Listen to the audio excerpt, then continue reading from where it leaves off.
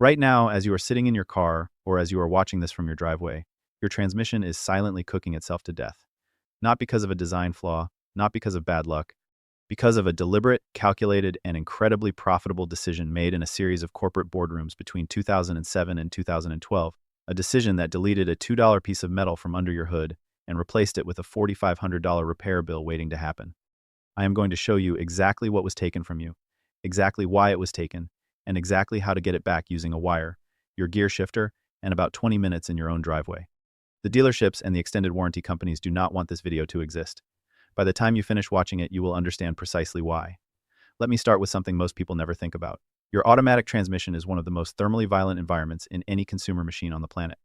Inside that sealed aluminum case, you have a torque converter spinning at engine speed, planetary gear sets meshing under thousands of pounds of force, clutch packs soaking in fluid and gripping and releasing hundreds of times per mile, and a valve body with passages thinner than a drinking straw routing pressurized fluid to make split-second decisions about when to shift. All of that mechanical violence produces heat. Enormous, sustained, relentless heat. Under normal highway driving, transmission fluid temperature sits between 175 and 200 degrees Fahrenheit. In stop-and-go traffic on a hot day, it climbs past 220. Towing anything at all pushes it past 240. And at 240 degrees Fahrenheit, something specific and irreversible begins to happen to the fluid itself. And this is the part. The service manual that came with your car was very carefully written to obscure. Automatic transmission fluid is not a simple oil. It is an extraordinarily complex chemical formulation. The base oil, whether conventional or synthetic, carries the heat and lubricates the metal surfaces. But layered on top of that base are additive packages, friction modifiers that give the clutch packs their precise engagement feel, anti-wear agents that protect the planetary gears, extreme pressure additives, corrosion inhibitors, and most critically, a viscosity index improver. The viscosity index improver is a long-chain polymer molecule. Think of it like a microscopic spring. At low temperatures, that spring coils up, allowing the fluid to remain thin enough to flow through the tiny passages in the valve body. As temperature rises, the spring opens up, thickening the fluid to maintain a consistent viscosity across a wide thermal range. This is the engineering elegance that makes a modern automatic transmission function so smoothly across so many conditions. Here's what happens when you run that fluid beyond its thermal limits repeatedly over time. Those long-chain polymer springs do not just stretch, they shear. The mechanical violence inside the transmission, the gears, the clutch packs, the pump, literally cuts those polymer chains into shorter fragments. A shortened polymer chain cannot coil and expand the same way. The fluid loses its ability to maintain viscosity under heat. It becomes thin when it should be thick. Thin fluid under high heat and high pressure means metal surfaces that are no longer separated by a consistent protective film. It means clutch packs that slip slightly on engagement, generating even more heat, shearing even more polymer chains in an accelerating thermal death spiral. And because the fluid is now contaminated with microscopic metal particles from that accelerated wear, and because the friction modifiers are depleted, the clutches engage harshly instead of smoothly. That is what is happening when your car hesitates between second and third gear, or shudders on the freeway, or clunks when you pull into traffic. That is not a transmission that needs to be rebuilt.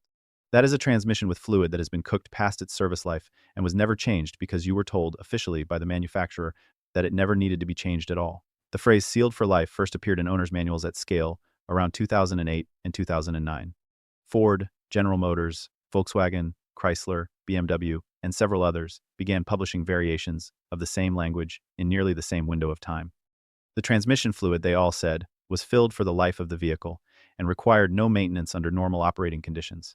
No dipstick, no service interval, no drain plug in many cases.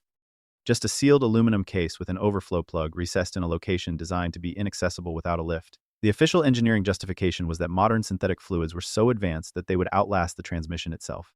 That was the story sold to journalists, to consumer advocacy groups, and to the people buying the cars. Here is what was actually happening. In the years leading up to the 2008 financial collapse, automakers were in an extremely competitive battle over something called total cost of ownership, which is the calculation of what a car costs you to buy and maintain over 5 years. This number appeared on window stickers, in magazine comparison tests, and in the marketing materials that swayed fleet buyers, the rental companies, the corporate accounts, the government contracts, who purchase vehicles in the tens of thousands at a time. Eliminating a scheduled transmission service, which cost the owner between $150 and $250 every 30,000 to 60,000 miles, was a clean, easy way to reduce the published 5-year cost of ownership number. It was not a lie about the fluid's capability. It was a mathematics exercise on a marketing spreadsheet. But the repair network, meaning the dealership service departments and the extended warranty ecosystem, understood immediately what this change actually meant. If you remove the dipstick, you remove the ability for the owner to monitor the fluid. If you remove the service interval from the manual, you remove the owner's motivation to change it. If you make the overflow plug inaccessible without a lift and a specific proprietary fill tube, you remove the independent mechanic's ability to service it affordably. And if you run synthetic fluid in a thermally stressed unit for 90,000 or 100,000 miles without ever changing it, that fluid will be so sheared, so oxidized, so contaminated, and so depleted of its additive package that the transmission will begin to fail in entirely predictable ways, just as the powertrain warranty expires. The $2 dipstick was not eliminated because the fluid didn't need monitoring. It was eliminated because monitoring the fluid would have revealed when it needed to be changed, and changing it would have prevented the failure, and preventing the failure would have eliminated the need for the $4,000 rebuild. The internal data from fleet operations tells this story with absolute clarity. Commercial operators, meaning taxi fleets, rideshare companies, livery services, and municipal vehicle pools, do not follow manufacturer maintenance guidance. They follow failure data. They track exactly when components fail and what the service history looked like when they failed. Multiple large commercial fleet operators in North America running vehicles with sealed transmissions began reporting catastrophic transmission failures between 80,000 and 110,000 miles when following the manufacturer's no-service recommendation. The same operators, running the same vehicles on the same routes, began pulling the transmission fluid at 40,000-mile intervals using the overflow plug method, which I am about to show you, and reporting that those units ran cleanly past 200,000 miles with no internal damage on teardown. That is not an anecdote. That is operational data across thousands of vehicles. The fluid was always the variable. The sealed designation was always fiction. Now I want to tell you exactly what the factory engineers quietly built into your car to allow you to service this fluid yourself, because they knew the sealed for life policy was unsustainable, and some of them did not agree with the decision and left you a way out. On most vehicles equipped with a sealed transmission produced between 2007 and 2019, including the Ford Focus, the Ford Fusion, many Dodge and Chrysler products, early Jeep models, and a significant range of General Motors vehicles, there is a hidden diagnostic mode embedded in the transmission control module that converts your dashboard gear indicator into a real-time fluid temperature display. This mode was built for factory technicians to use during fluid fill procedures on the assembly line. It was never publicized, never included in the owner's manual, and never mentioned in dealership service training materials distributed to customers. But it is there, sitting in the firmware of your transmission module right now. Here is how you access it. Park your car on a flat, level surface. This is critical because you will be checking the fluid level via the overflow method, and level ground is the only way to get an accurate reading. Turn the car completely off and open the hood.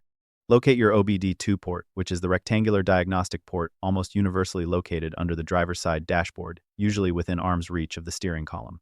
You are going to take a short piece of insulated wire, stripped at both ends, about 6 inches long, and bridge pin 4 and pin 5 inside that OBD2 port. Pin 4 is the chassis ground, and pin 5 is the signal ground. Connecting these two pins completes a ground loop that the transmission module uses to recognize a technician-level diagnostic initialization sequence. Leave that wire bridge in place. Now get in the car and close the door. Do not start the engine yet. Turn the ignition to the run position, which is one click before the engine cranks, so that your dashboard illuminates, but the engine remains off. Look at your gear selector indicator on the dashboard, the display that normally shows P, R, N, D, and the numbered gear ranges. You are going to slowly move your gear selector through the following sequence, pausing approximately 6 seconds at each position. Move from park to reverse. Pause 6 seconds. Move from reverse to neutral. Pause 6 seconds. Move from neutral to drive. Pause 6 seconds. Move from drive back to neutral. Pause 6 seconds. Move from neutral back to drive one final time and hold. If the sequence was accepted by the transmission module, the gear indicator on your dashboard will shift its behavior. The D indicator light will begin to function as a binary temperature signal.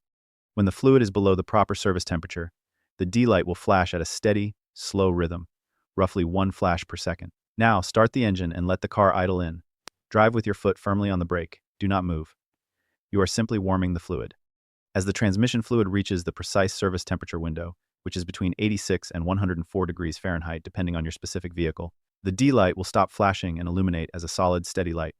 That solid D is your green light. The fluid is now at exactly the temperature where its viscosity matches the factory fill specification, meaning that if you check the level at the overflow plug right now, you will get a perfectly accurate reading. This is the window the factory technicians used on the assembly line. This is the exact same window you need to use in your driveway. With the engine still running, transmission still in drive, foot on the brake, have a helper locate the transmission overflow plug. On most front-wheel drive vehicles, it is on the side of the transmission case facing the front of the car, accessible from below.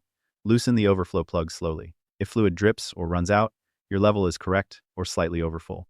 If nothing comes out when the plug is fully loosened, your level is low and you need to add fluid through the fill port until it begins to drip from the overflow hole, then reinstall the plug. Use only the fluid specification printed on your transmission case or in the fluid capacity section of your service manual. Do not use a universal fluid. The friction modifier specification matters enormously for your specific clutch pack material. Buy it at any auto parts store for between $8 and $15 per quart. You will typically need between 2 and 4 quarts for a full drain and refill if you are doing a complete service. To drain the old fluid, locate the drain plug if your unit has one, or if it does not. You will remove the transmission pan, which requires a gasket, also available for under $15.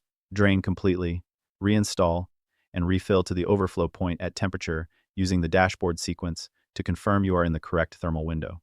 The entire job costs between $15 and $40 in parts and takes less than 90 minutes. The dealership charges between $250 and $400 for the same service, and that is if they will agree to do it at all, because many service advisors will tell you the fluid cannot be changed and that you simply need a new transmission. Now you know exactly how false that statement is. I want you to do something right now before you close this video. Share it. Not because I am asking you for a favor. Share it. Because someone in your life, a parent, a brother, a neighbor, a friend who just got quoted $4,500 at a dealership, is being financially destroyed by the exact lie this video dismantles.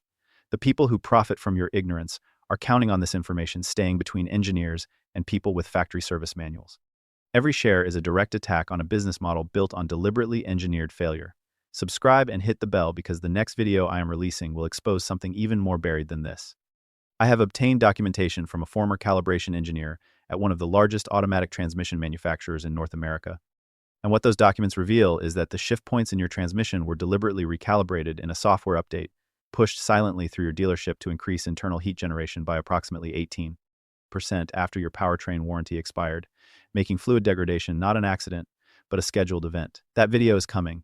Make sure you are there when